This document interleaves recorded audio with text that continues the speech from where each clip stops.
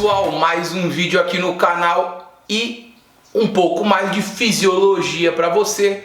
Hoje falando sobre os caminhos do oxigênio, porque para você treinar, queimar gordura, ganhar massa muscular, ter um bom desempenho, você tem que ter o que?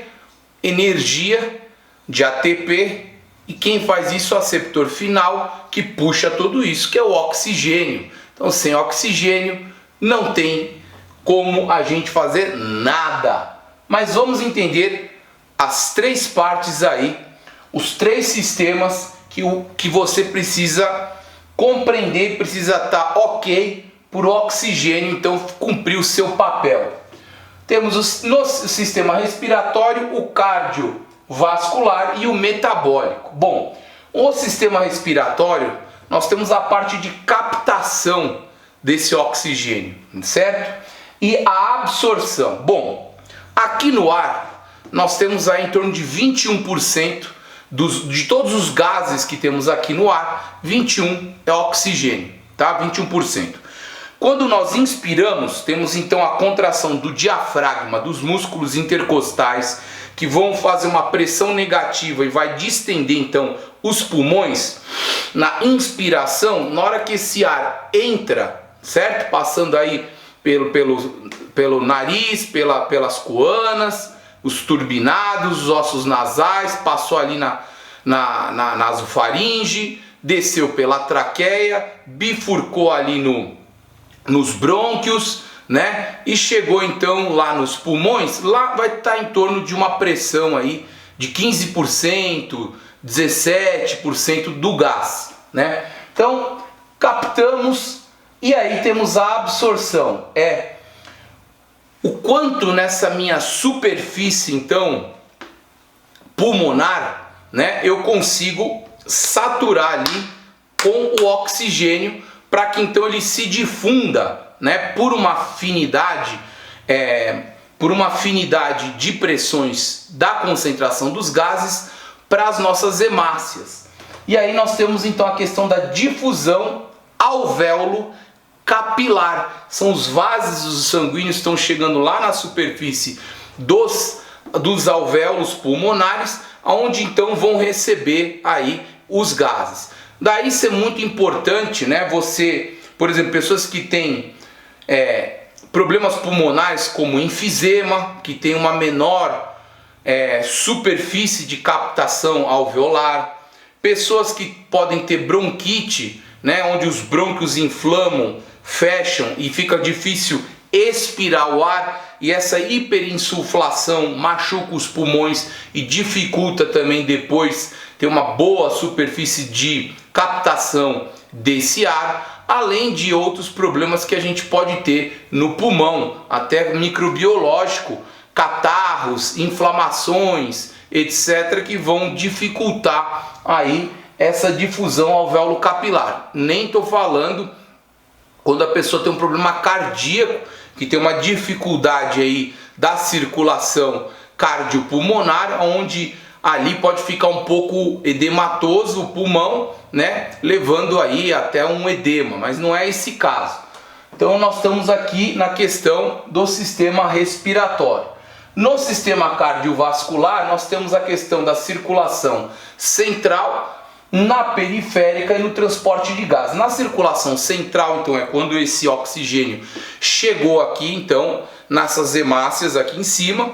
A hemácia, então, aguenta 4 moléculas de oxigênio.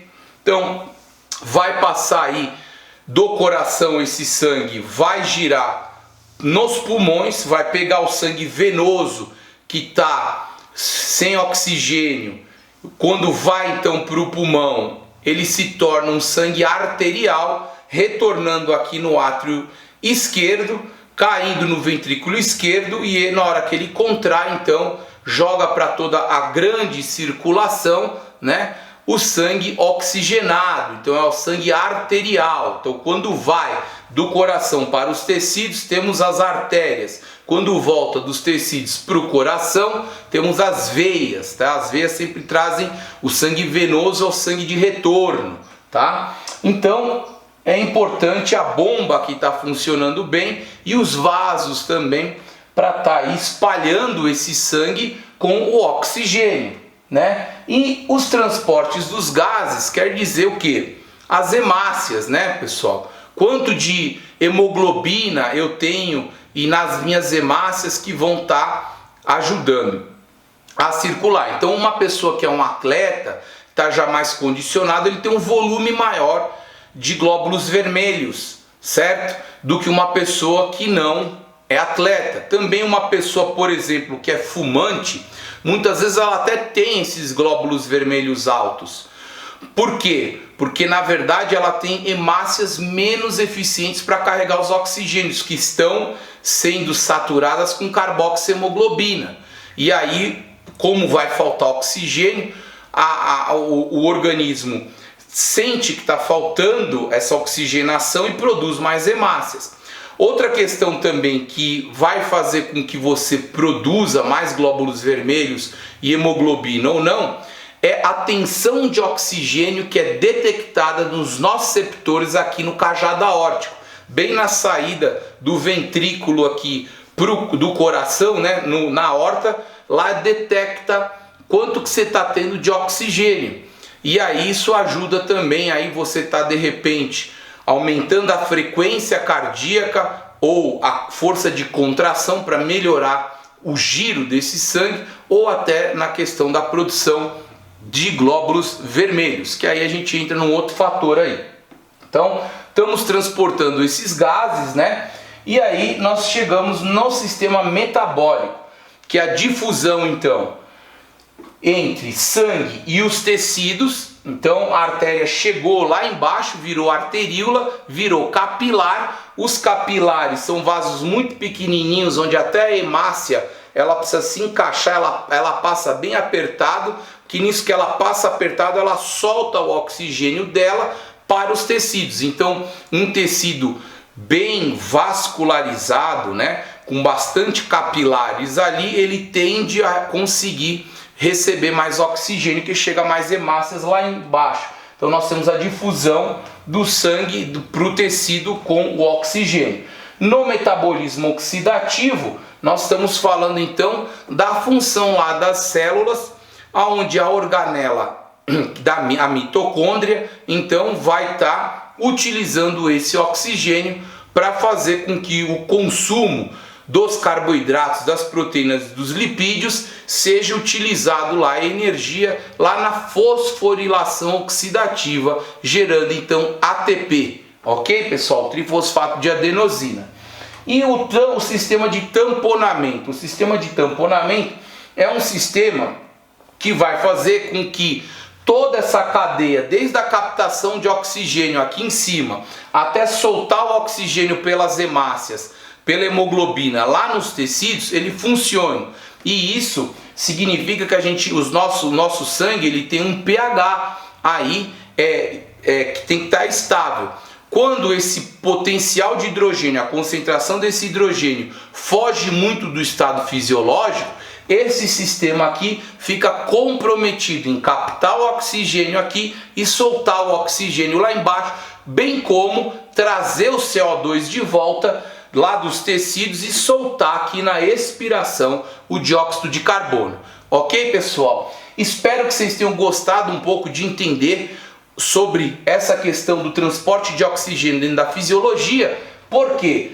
Porque a nossa saúde respiratória, cardiovascular e metabólica, que é muito utilizada, claro, nos treinamentos, ela pode sofrer influências negativas de disfunções hormonais, da nossa dieta, do nosso estilo de vida, né? E de algum problema que a gente tenha cardiovascular ou no sistema respiratório, o que vai comprometer toda essa questão aqui e o nosso desempenho físico, atlético, etc. Espero que vocês tenham gostado. Gostou? Compartilha. Deixa o like, se inscreve, ativa o sininho e não deixa de fazer o nosso curso. O link aqui na descrição. Acessa, dá uma olhada nas minhas aulas, nos módulos, acessa o vídeo que explica sobre esse meu curso, que você vai gostar e vai ficar livre para aprender como você vai cuidar da sua saúde e ter um bom shape. Valeu!